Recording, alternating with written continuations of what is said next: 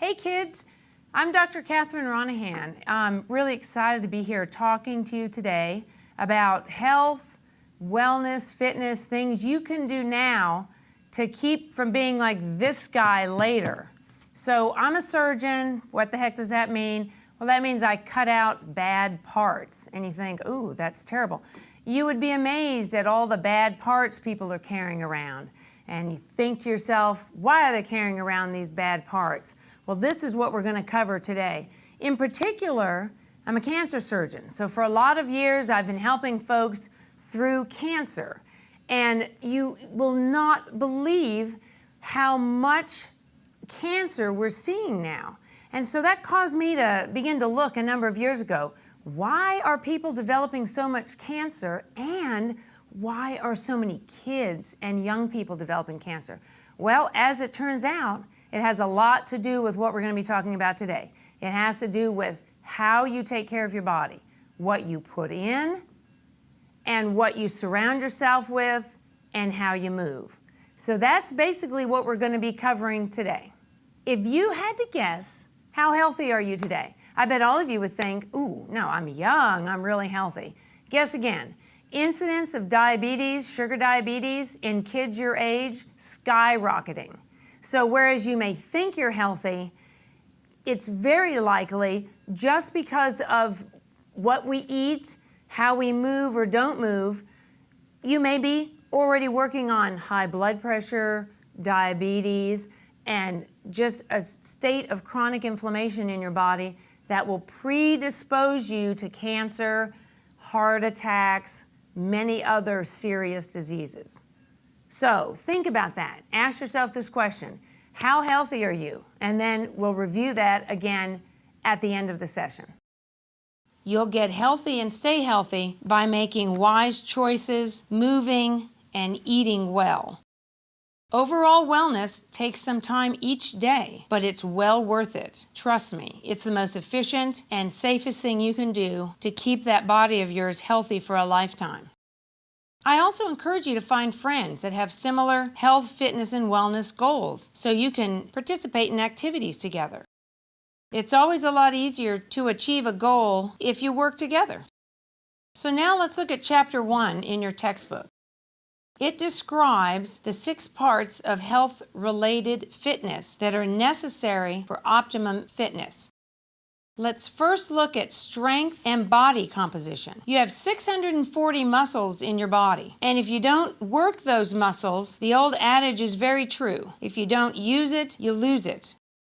Keeping your muscles healthy and strong not only increases your metabolic rate, so you are able to work off calories better, you burn more calories, but it's also very important in preventing injuries. So strength, body composition, and power. This all relates to your muscles and nerves. So that's number 1, 2, and 3 of the 6 parts of health-related fitness.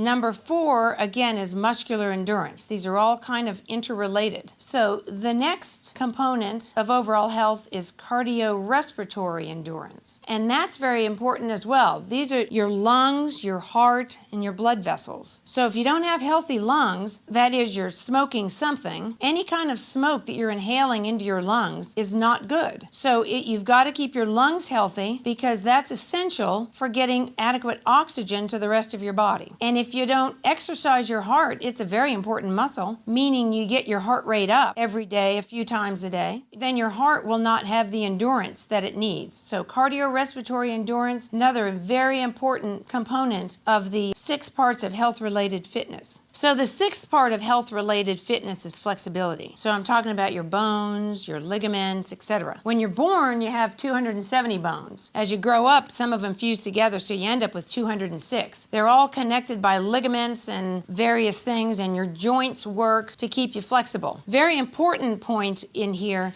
is maintaining a good, dense bone.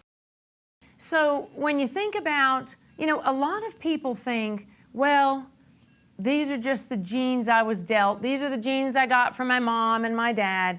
Nothing I can do about it. Well, guess what?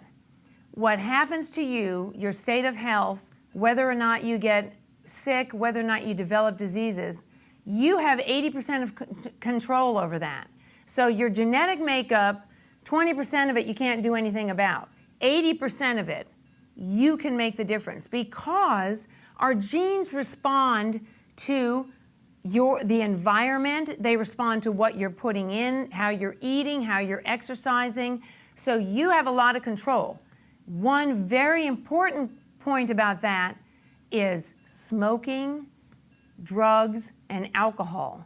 I mean, I'm just a passive little being going about my business, but there's a lot you can do. As a matter of fact, you can have large control over what kind of health you have or disease states you have in your life. So extremely important to understand that. Let me just end with a couple of take-home points. Number one, if you're healthy, you're eating well, that is spectacular. You've got, no bad habits like smoking, drinking, drug use. Excellent. If you are, then hopefully you'll take a moment to say, ooh, wait a minute, do I want to be a broken, really sick 40-year-old?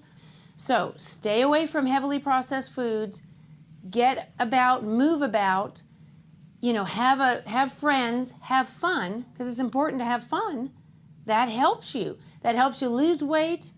That helps your mind. It helps you not, be depressed with all this other stuff that's going on, trying to get in college, school, whatever.